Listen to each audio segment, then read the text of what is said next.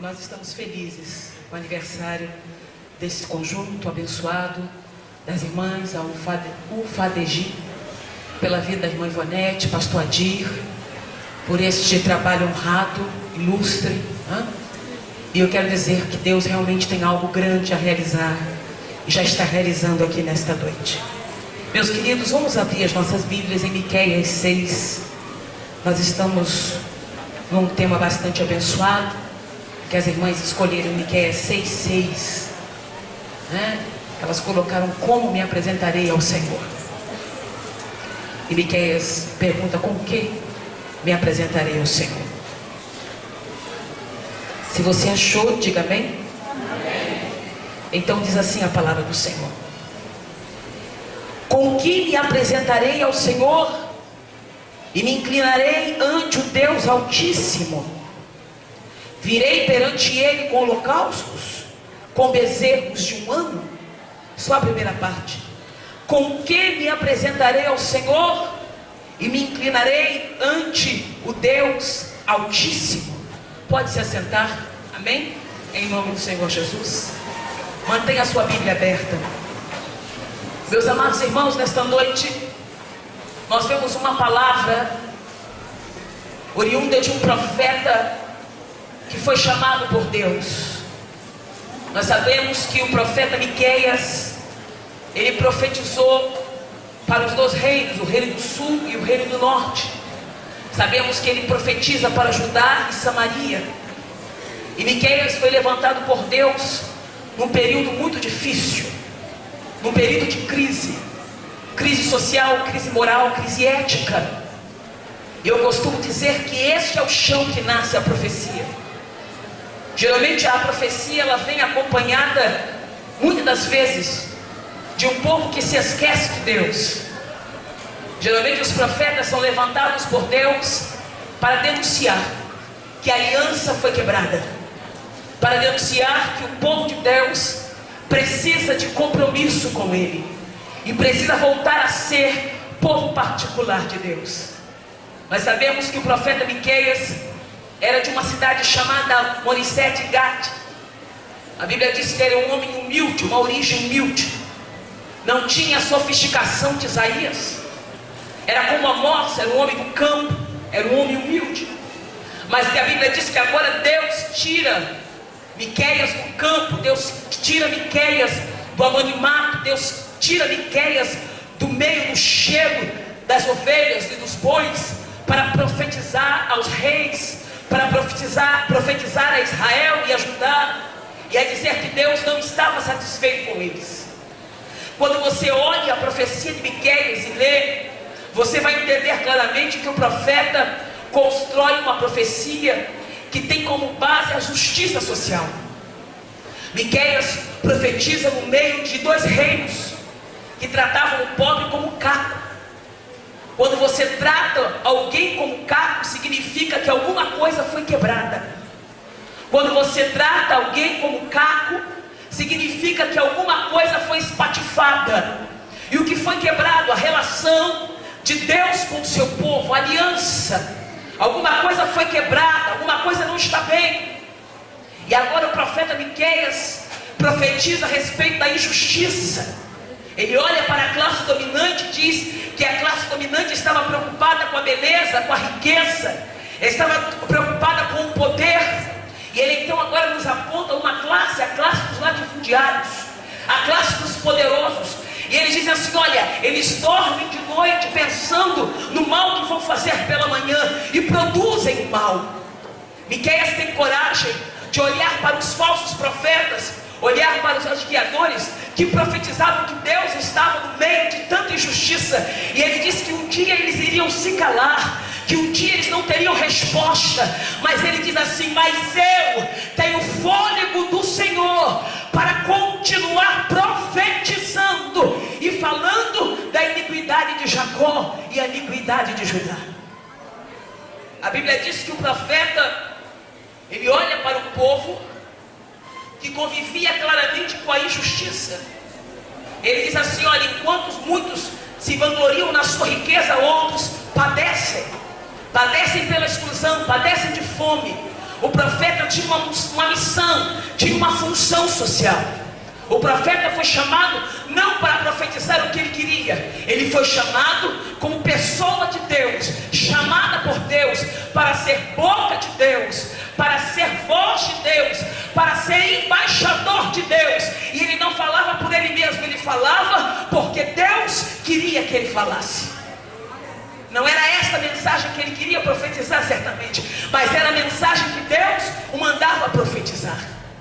Agora escute isso. Quando nós olhamos o capítulo 6 de Miqueias, que é o capítulo que as irmãs escolheram como base para o seu tema, nós vemos que o próprio Deus agora usa o profeta para chamar a nação de Israel para um juízo. É como se Deus preparasse um tribunal, e Deus preparasse então a nação de Israel como ré. Ela sentaria no banco dos réus. Deus era o demandante. Agora Deus manda chamar as testemunhas. Quem eram as testemunhas? As testemunhas seriam os montes, seriam os outeiros. Deus diz: ouvi, montes. Os montes seriam testemunhas. Mas por que os montes? Porque os montes eram a herança perpétua de Israel. Deus não prometeu só a terra, Deus prometeu os ribeiros, Deus prometeu os mares, Deus prometeu os montes, Deus prometeu a terra para aquele povo. Agora aquele mesmo monte, que era herança, também era lugar dos sacrifícios que Israel descia aos seus deuses. Ele diz: olha, os montes serão testemunha. A Bíblia diz que agora Israel senta no banco dos réus. Deus é o demandante. E Deus começa então a arguir, a perguntar ao seu povo: por que vós me rejeitas? Em que vos enfadei? Responda! E Deus começa a dizer: porventura não sou o Deus que vos tirei da terra do Egito? Porventura não sou o Deus que vos entreguei a terra e coloquei à vossa frente Moisés, Arão e Miriam? Porventura não sou o Deus que, quando Balaque pagou Balaão para profetizar, para vos amaldiçoar, eu, o Senhor, transformei as palavras de Balaão em vitória, em bênção para as vossas vidas? Deus fala assim: olha, desde Sitim até o Gilgal, eu, o Senhor, fiz Balaão profetizar a favor da vossa vida. Deus diz assim: porventura não sou o Deus que vos fiz justiça? Porventura não sou o Deus que vos cuidei? Porventura sou o Deus que vos amparei? Não, não vos desamparei. Sou o Deus que cuidei de vós. Deus apresenta agora a sua história. E é muito bom quando Deus, preste atenção aqui, olhe para mim. Em nome de Jesus, não mude a sua mente, olhe para mim. É muito bom quando Deus nos apresenta a nossa história. É muito bom quando Deus nos faz refletir sobre nós mesmos. Quem éramos, quem somos e para onde vamos. O que seremos. É muito bom quando Deus nos faz refletir. E Deus dizia, através daquelas palavras, que nunca deixou de ser fiel ao seu povo. Mas o povo dele havia se esquecido de ser fiel a Deus. A Bíblia diz que agora, diante daquela palavra, Israel agora sentado no banco dos réus, os montes como testemunha, agora ouça falar alguma coisa. Agora o povo de Israel ouça dizer algo. E o que eles vão dizer? Eles dizem aqui no versículo 6, quando eles olham para si mesmos, agora contritos, agora refletidos, eles dizem: com que me apresentarei ao Senhor? Eles dizem mais: e me inclinarei ante o Deus Altíssimo. Nesta noite Deus está perguntando: o que você vai apresentar a Ele aqui neste lugar? Há pessoas que apresentam a Deus as suas ofertas, como se as suas ofertas o justificassem diante de Deus. Deus diz: eu não quero mais ofertas. Deus diz: olha, eu não quero mais. Não adianta mais os carneiros, não adianta mais os holocaustos, não adianta mais barris de azeite. Eu não quero mais isso. Era necessária uma mudança de dentro para fora. Diga: nesta noite Diga com fé, esta noite, Deus está me tratando de dentro para fora. Deus precisava tratá-los de dentro para fora. Não era mais com os holocaustos, não era mais com os carneiros, não era mais tirando o filho dos seus ventres e apresentando a Deus, também não eram mais os primogênitos, não era nada disso. Deus queria 3 coisas, diga 3 coisas. Mais uma vez, 3 coisas. Deus queria justiça. Diga comigo, justiça. Diga mais uma vez, justiça. Misericórdia. E Deus queria humildade. Coloque a mão no teu coração e diga: Deus, tu queres de mim que eu seja justo. Mais uma vez, justo. Deus, tu queres de mim que eu tenha misericórdia. Mais uma vez, misericórdia. Deus, tu queres de mim humildade. 3 coisas Deus queria.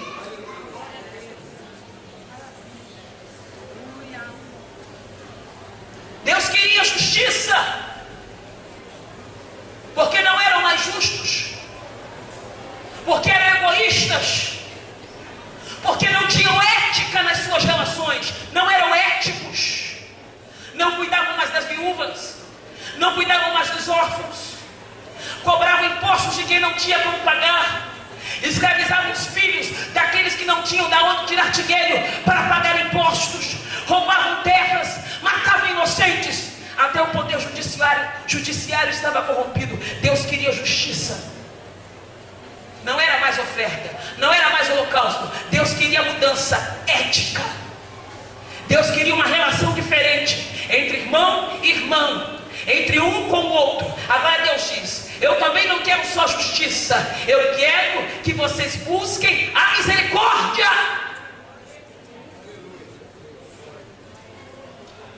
Há pessoas que não são misericordiosas com ninguém, são cruéis, iracundos, irreconciliáveis. Elas dizem: acabou, não tem mais jeito, vingativos. Aí Deus diz: não é isso que eu quero. Eu não quero um caráter vingativo, eu não quero um caráter iracundo, belicoso, eu não quero guerra entre os irmãos, eu quero misericórdia. É um brado de glória aí, em nome de Jesus. A terceira característica do que Deus exige: humildade. Porque se achavam poderosos, eram a herança de Jacó, os filhos de Judá. Olhavam para Samaria e diziam: está aqui a nossa riqueza, a nossa grandeza, a nossa cidade edificada. Sobre nós está a benevolência de Abraão, sobre nós está a promessa, sobre nós está a aliança. E Deus fala: não é isso que eu quero humildade. Então nós estamos falando aqui de 3 características. A primeira característica, ética, justiça. A segunda característica, vida social, misericórdia, saber perdoar. E a terceira, na sua relação com Deus, humildade. Há pessoas que não são nem humildes diante de Deus, porque até para falar com Deus, elas querem determinar o que Deus vai fazer. Tem gente que fala para Deus que não aceita, faz bico. Deus fala que é por aqui, ela fala: não, eu quero aqui. E aí sabe o que acontece? Quando vai ver, está cheio de orgulho. E orgulho não vem de Deus. Orgulho cheira mal diante de Deus. O orgulhoso, ele vai cair no seu próprio orgulho. Deus não tem prazer do orgulhoso. Deus trata com os humildes. Eu quero conhecer os humildes nesta noite. Se tem humilde aqui ainda, dá um brado de glória a Deus aí, em nome de Jesus. Este é o cenário do profeta Miqueias. O profeta humilde, o profeta que tinha coragem, O profeta capaz de dizer o que Deus queria que ele dissesse. Eu não sei se nesta noite você é capaz de dizer o que Deus quer que você diga. Eu não sei se nesta noite você terá comprometimento com Ele e com aquele que te chamou, para não ir segundo a maioria, mas falar aquilo que Deus quer que você fale. Para isso, precisa ser chamado. Sabe por que muita gente para no meio do caminho? Sabe por que muita gente se perde? Sabe por que muita gente deixa de trilhar o caminho que Deus quer? Porque esqueceu que foi Ele que o chamou. Está mais preocupado com o homem do que com Deus. Está mais preocupado com as vanglórias humanas do que com agradar a Deus. Mas Deus não quer isso. Deus nesta noite está nos dizendo que quer levantar uma geração de profetas aqui nesta casa. Levante as suas mãos para o céu em nome de Jesus. Alamanto, Rebecomanturia. Deus ainda precisa levantar um exército na terra. E este exército é de Nabi, profeta, boca de Deus, embaixadores de Deus, alabada candarária, voz de Deus na terra. Se você quer ser assim, levante as mãos em nome de Jesus e dá um glória a Deus. Aí eu perguntei para Deus: o que tu queres com esta palavra? Que caminho tu quer dar a este trabalho nesta noite, a este culto nesta noite? E as irmãs fazem uma pergunta, é uma pergunta reflexiva. Certamente elas querem que cada um saia daqui com uma convicção. Não, você não vai sair daqui com dúvidas, mas com certezas. E é interessante que Deus me falava de 3 coisas. Da mesma forma que Deus usou Miqueias, que queria e exigia que eles se voltassem e mudassem em 3 áreas, que é a área da justiça, a área da misericórdia e a área da humildade. Agora Deus fala com a sua igreja a respeito de 3 áreas. 3 áreas específicas. A primeira área: Deus quer homens e mulheres que se apresentem a Ele nesta noite com sede. Diga: eu tenho sede e fome de Deus. A primeira sede nesta noite que Deus quer que você tenha é sede de comunhão. Amém?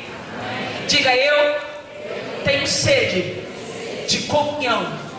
A primeira sede então é comunhão. Deus quer que eu e você saiamos aqui nesta noite com sede de comunhão. A pergunta é: como me apresentarei? Me apresentarei a Deus com sede de comunhão. A segunda reflexão para nós, que também fala de uma sede, de uma fome espiritual, de uma fome que te consome, de uma sede que te inquieta, exatamente como as corças precisam das águas. A segunda sede é a sede da palavra. Diga comigo: sede da palavra. Mais uma vez: sede da palavra. Sede de comunhão, que só se consegue através da oração. Não existe oração, não existe comunhão sem oração. Sede da palavra, sede de conhecer o Deus que tem a palavra de vida eterna, Deus que nos deixou a sua revelação. O que é a palavra? A palavra, de uma forma muito sintética, muito simplista, significa a revelação de Deus aos homens. Deus se revela aos homens através da sua palavra. Se você quer um espelho para ver Deus refletir, leia a sua palavra. Sede da palavra. E a terceira sede é a sede de servir. Diga: eu quero sair daqui com sede de servir. Aleluia. Você pode glorificar a Deus por isso. Abra sua Bíblia então no livro de Atos dos Apóstolos. Nós estamos então mais uma vez debaixo da palavra de Miqueias, capítulo 6. Com o que me apresentarei diante do Senhor. E estamos debaixo do tema, quando as irmãs falam: como me apresentarei diante do Senhor, como me apresentarei diante do excelso. Vamos então no livro de Atos dos Apóstolos, capítulo 16. Nós vamos ver aqui o versículo 14 e o versículo 15. Eu procurava na Bíblia, irmãs queridas, amadas e santas, eu procurava na Bíblia uma mulher que tivesse essas três sedes: a sede de comunhão, a sede de conhecer a Deus pela sua palavra e a sede de servir. E eu tentei ir na Bíblia por muitos caminhos, né? Eu vi a vida de Ana, a vida de Marta, a vida de Rebeca, a vida de Joquebede, e Deus me falava que nesta noite nós não vamos falar nem sobre Ana, nem sobre Joquebede, nem sobre Marta. Nós vamos, obrigada querida, nós vamos falar sobre Lídia. Vamos então no livro de Atos dos Apóstolos, capítulo 16, a partir do versículo 14. Acompanhe comigo esta leitura, por favor.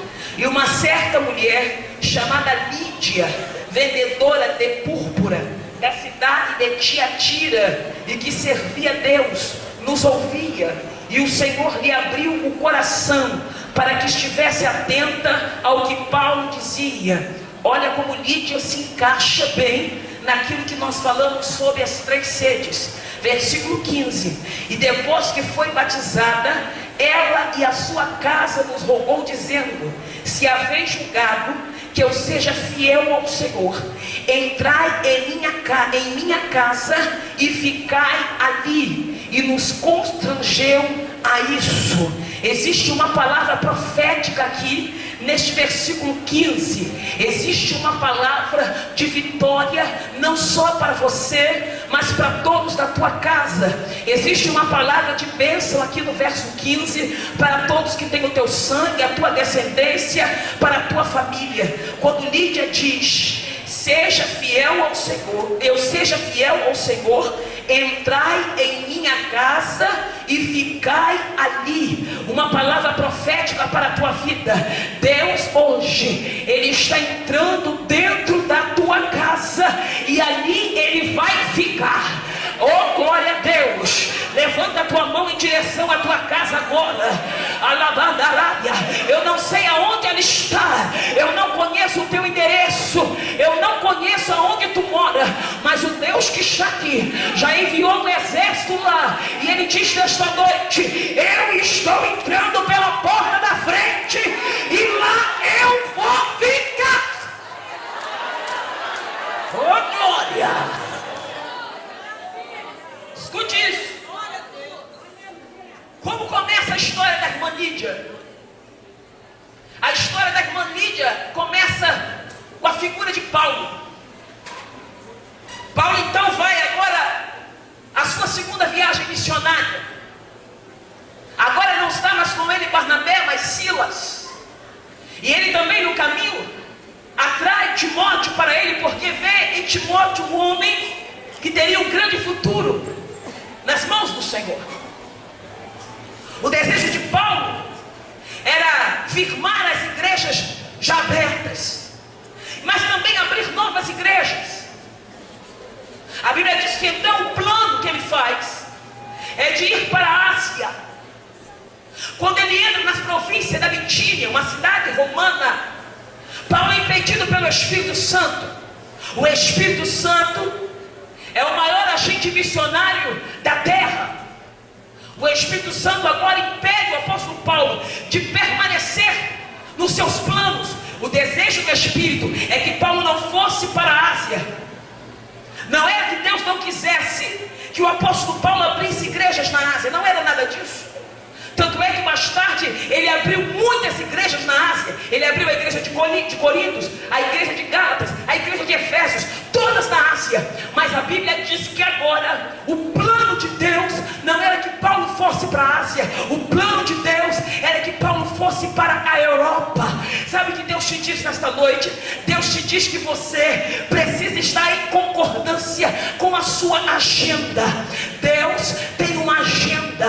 Deus tem prioridades. Deus, como você, também tem uma agenda no céu, com horário, com tempo, com hora, para que para agir e para fazer na tua vida o que Ele tem que fazer. Às vezes nós nos damos muito mal, porque estamos distantes da agenda e do relógio de Deus. Deus está dizendo para você nesta noite: esteja debaixo da minha agenda, das minhas prioridades. O desejo de Deus não era que Paulo fosse para a Ásia, o desejo de Deus era que Paulo fosse para a Europa. Agora Deus confirma esta palavra quando mostra o apóstolo Paulo, um homem com vestes macedônias, ou seja, com vestes gregas, e aquele homem diz para o apóstolo Paulo: passa a Macedônia e ajuda-nos. Ou seja, alguém na Europa estava clamando por ajuda, alguém na Europa estava clamando por mudança, por socorro, alguém na Europa pedia a Deus reforços. Sabe o que Deus nos diz nesta noite? Que se você estiver na agenda dele, se você estiver segundo o relógio dele, Ele vai te mostrar que caminho seguir, Ele vai te mostrar o que você deve fazer. Há pessoas precisando de você, há pessoas precisando do seu ministério. Deus mostrou ao apóstolo Paulo um homem com vestes gregas. Quem sabe Deus te mostrou uma criança na rua pedindo comida. Quem sabe Deus te mostrou uma mulher grávida desamparada do seu marido. Quem sabe Deus te mostrou uma família que não tem o que comer. Quem sabe Deus te mostrou drogados. Deus está dizendo para você nesta noite: vá de encontro àquilo que eu já tenho te mostrado. Faça o que eu determino para que você faça. Há pessoas precisando de você, há pessoas precisando que você chegue lá. E quando Paulo viu um homem com vestes gregas, certamente ele se lembrou da história de Alexandre o Grande, que conquistou o Ocidente e o Oriente, que conquistou todo mundo, todo o planeta, e todo mundo agora leva um legado chamado helenismo grego, a cultura grega na terra. Alexandre o Grande não deixou um legado muito poderoso, mas ele deixou um legado cultural. Todo mundo falava o grego.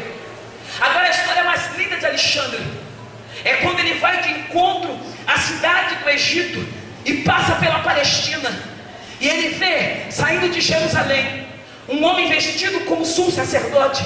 Joséfos diz que era Jaduá, o sumo sacerdote da época. Jaduá vai ao encontro de Alexandre na saída da cidade. Por quê? Porque tinha medo que ele queimasse toda a cidade. A Bíblia diz que então Jaduá, quando se aproxima de Alexandre olha para ele, e ao vê-lo com vestes de sumo sacerdote, se ajoelha diante dele. E ninguém entendeu nada. Agora Parménio pergunta a Alexandre, por que você se dobrou diante daquele homem? E ele disse: eu não me dobrei, eu não me ajoelhei diante daquele homem, mas do Deus que ungiu o sumo sacerdote, porque eu tive um sonho, e neste sonho eu vi este homem chegando até mim e me mostrando um rolo. Escute isso. Deus agora faz cumprir a história. A Bíblia diz que todo mundo falava o grego. É o legado que Alexandre o Grande deixou para os homens. Porque quando Jesus viesse, todo mundo tinha que entender o que Jesus dizia. Todo mundo tinha que entender as palavras que vinham da boca do Cristo. Não só aqueles que estavam em Jerusalém, mas em todo mundo deveriam entender as palavras do Cristo e dos apóstolos. A Bíblia diz que agora o nosso querido Paulo pega uma comitiva e vai a uma cidade chamada Filipos. Filipos é uma cidade que tinha o nome do pai de Alexandre. A Bíblia diz que agora, quando ele chega lá, ele contempla uma cidade muito bonita, muito organizada. Filipos era uma cidade importantíssima, uma cidade comercial, uma cidade próspera. A Bíblia diz que o império que comandava era Roma. A cultura era grega, mas quem mandava eram os romanos. E os romanos haviam permitido que alguns judeus que estivessem em Filipos fossem até um rio para orar. O rio não era uma igreja, o rio não era uma sinagoga, mas era o lugar que os judeus tinham para buscar ao seu Deus. Era o lugar que os judeus tinham para adorar o seu Deus. Eu costumo dizer que nós de hoje, nos dias de hoje, esta geração é muito abençoada, porque em todos os lugares que nós andamos há uma igreja. O Rio de Janeiro tem mais igrejas do que tem cinema, tem mais igreja do que teatro. O Rio de Janeiro é uma cidade abençoada. Sabe por quê? Porque o povo evangélico dominou a cidade do Rio de Janeiro. Lugares do Rio de Janeiro que não tinham igrejas, como a Zona Sul, hoje as portas do evangelho estão abertas. Hoje as portas do Evangelho são escancaradas. Nós podemos entrar em qualquer templo, adorar o nosso Deus. Podemos andar com a Bíblia na mão e pregar Jesus. Podemos dizer que Ele é Senhor e que Ele voltará. Maranata, vem Senhor Jesus. Mas naquela época não era assim. Não havia liberdade para cultuar. Os judeus até tinham liberdade, mas os cristãos não. Uma coisa é ser judeu, outra coisa é ser cristão. Os cristãos, aos leões, diziam os romanos. Aos cristãos, as catacumbas. Aos cristãos, o Coliseu. E hoje nós temos 6 milhões de crentes enterrados nas catacumbas de Roma, mas não negaram o Cristo. Levante a tua mão aí em nome de Jesus. Preferiram morrer debaixo da terra, queimados vivos, do que negar o Salvador. Levante as tuas mãos aí em nome de Jesus, porque você é um abençoado. Pregue a palavra, pregue o reino, pregue Jesus, fale de Jesus aonde você estiver, porque você ainda tem tempo para isso. Estava no rio. Quem mais estava no rio? Paulo, Timóteo, Silas e Lucas. E quem estava no rio? Mulheres. E no meio daquelas mulheres judias tinha uma mulher de nome Lídia, que estava com sede de comunhão, sede de orar, sede de intimidade. Não existe intimidade sem uma vida de oração. Não existe intimidade sem uma vida de comunhão. Quer conhecer Deus? Quer ser conhecido dele? Ore mais.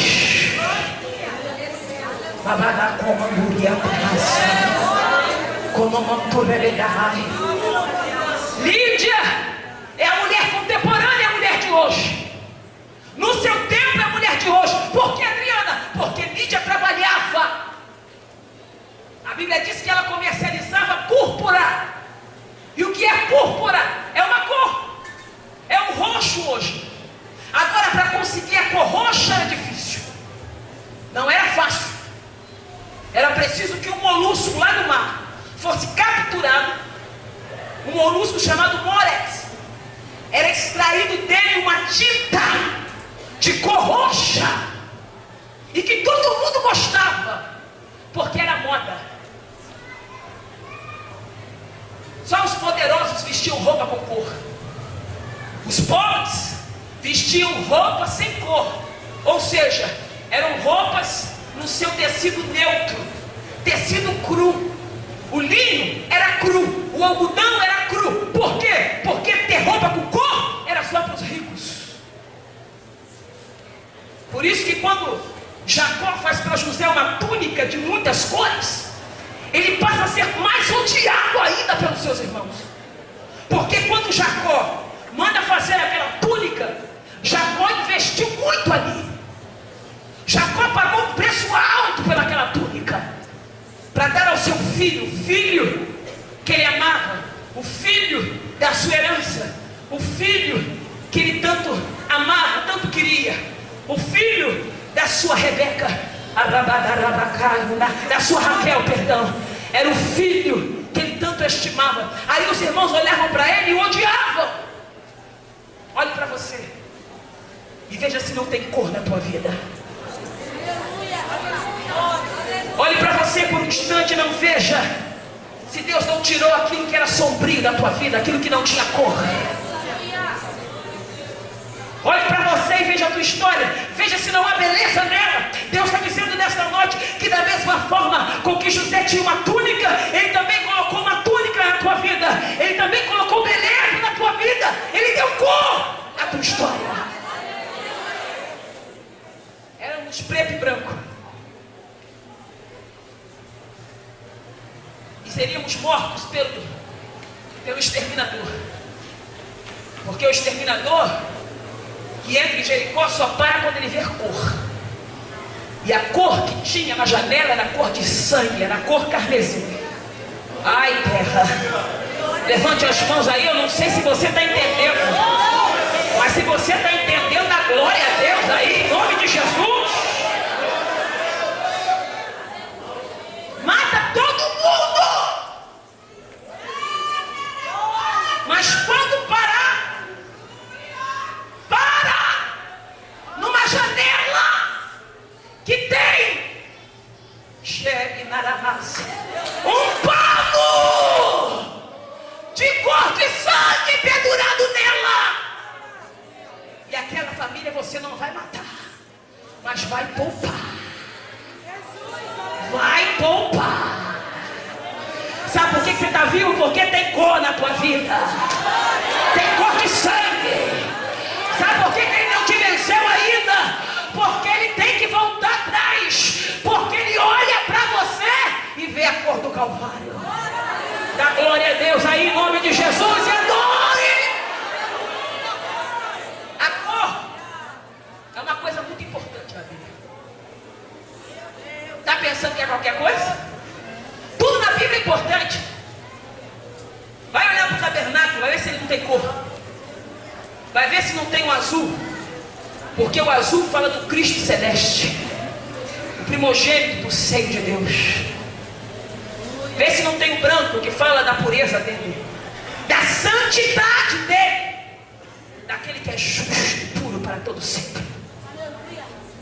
Vê se não tem o vermelho, que é a cor do sangue, do Cristo do Calvário, aquele de morte vicária, que se entregou por mim e por você, o substituto, o cordeiro sem pecado, que foi adiante de nós. E Deus agradou a moê-lo para que eu e você pudéssemos ter vida. A púrpura é a cor da realeza. Só usava a cor púrpura os grandes. Era a cor dos reis. Por isso que a irmã Lídia era rica. Era rica. Fale para o seu irmão, era rica. Era rica mesmo. Muito bem relacionada. Só com a elite, ó. Só com os poderosos. Tem um amigo meu que ele fala, o creme dela creme. A irmã Lídia conhecia só a nata. Mas a irmã Lídia, apesar de tudo isso, gostava de orar. Apesar da sua grandeza, gostava de buscar. Não era cristã, era uma judia, gentia primeiro, convertida ao judaísmo, que se uniu às irmãs judias para orar. Mas era ali naquele rio que ela ia conhecer o Cristo. Para ela conhecer o Salvador, ela precisou ter a segunda sede. Primeira sede, sede da comunhão. De novo, sede de comunhão? Não. Primeira sede, já esclarecemos aqui. A Lídia tinha sede de comunhão. A segunda sede, sede da palavra. Porque para ela conhecer Jesus, ela precisou ouvir o que o apóstolo estava pregando. E a Bíblia diz que a fé vem pelo ouvir, e ouvir pela palavra.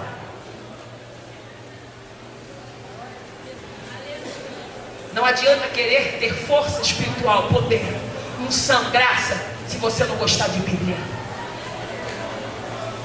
Pular é muito bom, dar lugar é muito bom, profetizar é muito bom, mas nada disso te dá unção, autoridade ou poder. Quer ter unção? Quer ter autoridade? Quer ter poder? Busque a palavra de Deus. Quer repreender Satanás na tua vida? Use a palavra de Deus. Porque quando ele precisou repreender o diabo, ele disse, está escrito, está escrito, está escrito. Tem que conhecer a palavra.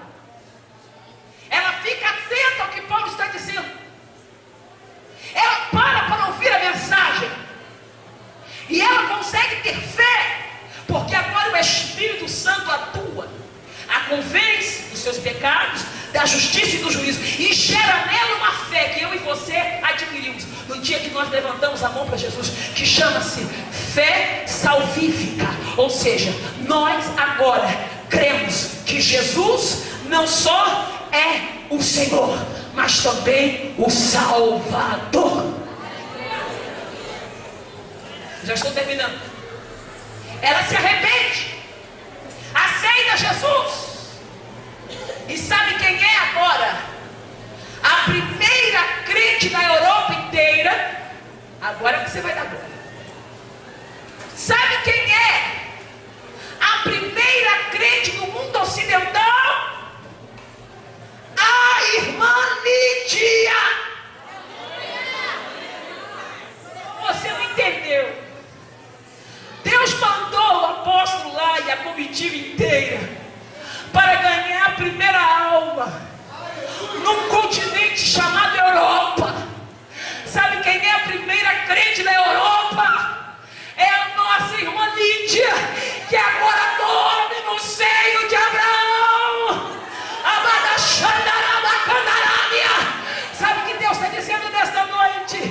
Que hoje, neste congresso, neste culto, Ele vai salvar suas famílias, Ele vai salvar a sua parentela, Ele vai libertar pessoas ao qual você tem orado, porque você está aqui hoje. Deus vai operar milagres na tua casa, na tua família, entre os teus. Deus vai produzir salvação. Tem uma porta aberta, e esta porta nesta noite chama-se salvação. Da glória em nome de Jesus. A terceira sede da irmã Lídia: sede de servir. Era uma mulher que tinha poder, era uma mulher muito bem relacionada, mas era uma mulher não só com autoridade na sua vida social, mas também dentro da sua casa. Por que, Adriana? Porque ela ganha toda a sua família para Jesus.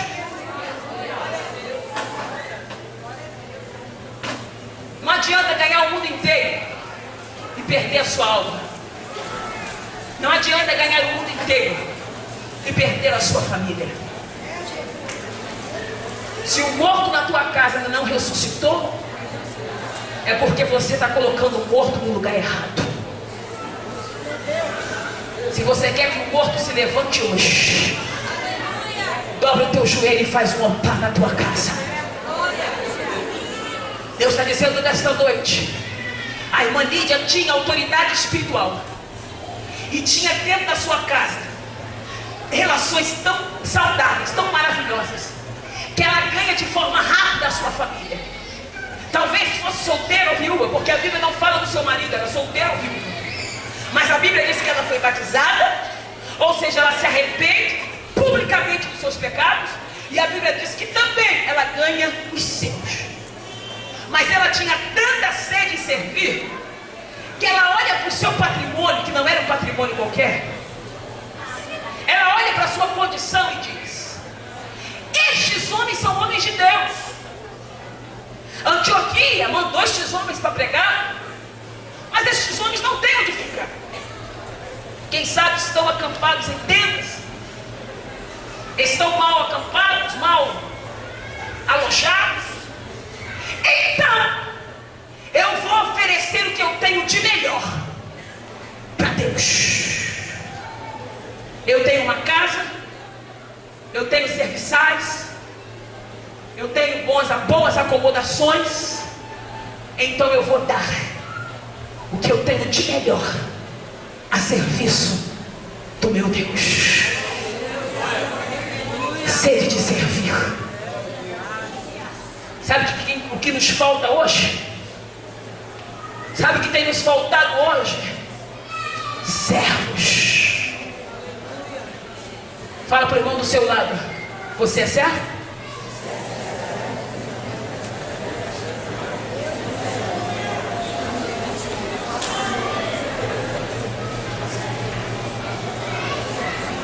que João e Tiago disse: se assenta um à tua direita e à tua esquerda. Sejam maiores entre todos eles. Aí Jesus falou: você pode beber o cálice que eu vou beber? Olha, entre os ímpios, todo mundo quer estar entre os benfeitores, os maiorais, entre os grandes. Mas a minha lógica é outra. A minha lógica é diferente da lógica humana. Porque na lógica humana, o maior é que está sentado. Mas na lógica do meu Pai, o maior é aquele que serve. Chando, rebenta, lamando, rebenta, no manto que mandou-lhe a ser. Quer ser Rebeca? Quer ser mulher de Isaac? Dê água ao camelo.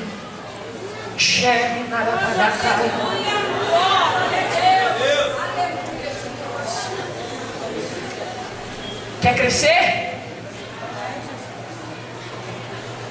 Deus quer te fazer grande? Primeiro seja pequeno. Seja humilde. Saiba servir. Aprenda a servir. Ame servir. Xalabadassúria. Tem alguém olhando você, Rebeca? Tem alguém te vendo água ao camelo? E este alguém tem joia para te presentear. Xalabado, rebegaio. Amando que a terra. Amando que mandou e a terra sai. Este alguém tem joia e vai te tirar onde você está, desse anonimato, e vai te levar para a casa de Abraão. Amando, e tu vai casar com aquele que é chamado Isaac. Sabe o que Deus está dizendo nessa noite? Para ser a Rebeca do Senhor, para ser igreja, é preciso primeiro saber servir. Rebeca tem que saber servir, igreja tem que saber servir. Tá, sai desse orgulho, sai dessa prepotência, sai dessa arrogância. Amada Xandarália, seja humilde, se volte para Deus, saiba servir. Ô glória! Rapidez, pressa em oferecer a Deus o melhor. Eu vou dar o que eu tenho de melhor para esses homens. A minha casa, a minha hospitalidade. Ela diz: olha, se você me julga ser fiel, você se colocou na balança. Me bota na balança e passa o prumo agora e vê se eu não sou fiel. Se eu passar na balança, se eu estiver reta, com retidão diante de Deus, vocês vão para a minha casa. Sabe onde era a igreja da Europa? A primeira igreja da Europa? Sabe onde nasceu o berço do cristianismo no Ocidente? A casa da irmã Lídia. Diga: casa abençoada. Primeira igreja na Europa inteira, a casa da minha irmã Lídia. Levante a tua mão, mulher de Deus. Eu vou terminar a mensagem agora. Levante a tua mão. Xanabada comandúria. Diga: minha casa, uma igreja. Diga com fé: minha casa, uma igreja. Minha casa, terra de livramento. Minha casa, lugar de adoração. Minha casa, pedacinho do céu. Agora a igreja, diga: minha casa. Diga com fé, diga com autoridade: minha casa, uma igreja. Minha casa, terra de livramento. Minha casa, lugar de adoração. Minha casa, pedacinho do céu. Dá glória a Deus aí. Dá um brado aí. Dá um brado aí de glória.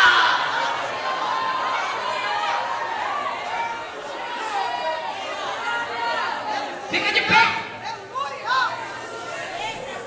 Na tua casa não haverá mais bate-boca, diga amém. Na minha casa não haverá acusações, diga amém. Na minha casa não haverá palavrões, diga amém. Na minha casa não haverá confusão. A minha casa é uma igreja. Olha, escute, vou terminar agora. Sabe onde Timóteo aprendeu a ser pastor? Na casa da irmã Lídia. Diga, minha casa vai gerar pastores, missionários, evangelistas, pregadores, levitas, cantores, estudiosos, escritores, ensinadores. Minha casa gerará homens e mulheres de Deus. Você está entendendo? Então, filho de Satanás, bate em retirada dessa família agora. Bate em retirada desta casa agora. Porque os filhos dos teus filhos, Júlia Candarâmia, são herança de Deus. Dá glória a Deus aí. Dá glória.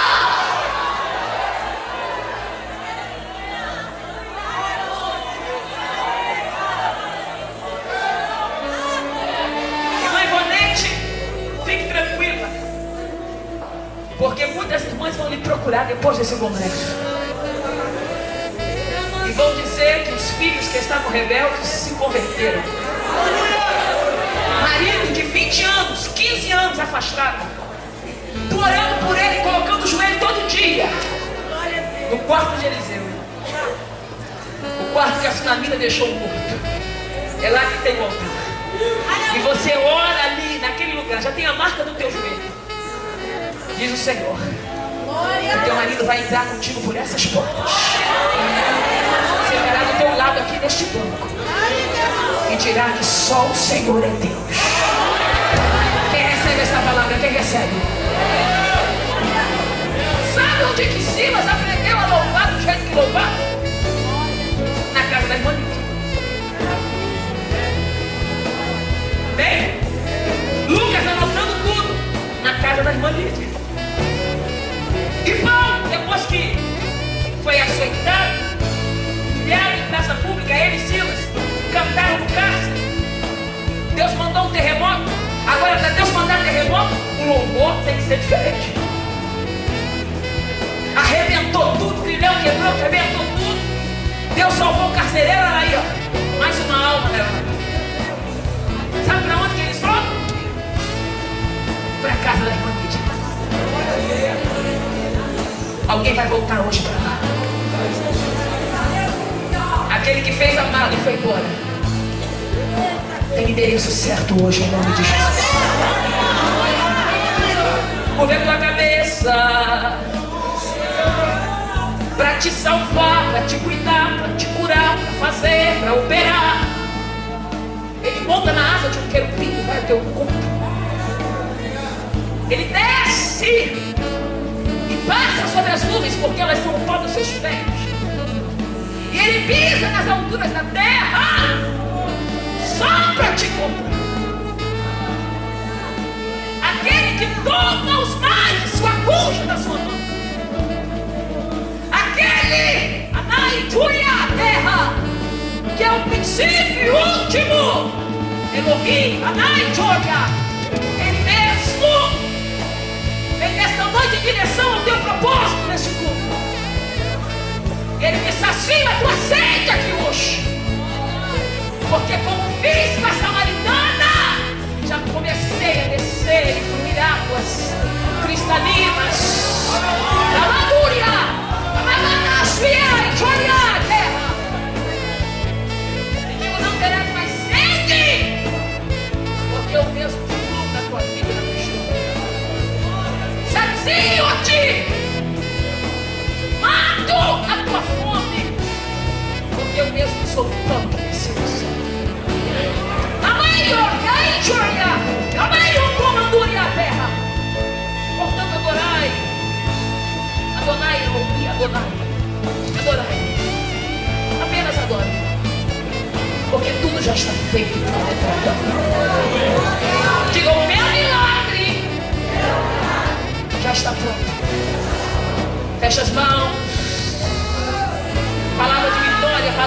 profética para a tua vida de hoje. Como me apresentarei noivonete, me apresentarei saciado diante dele, porque ele foi capaz de cumprir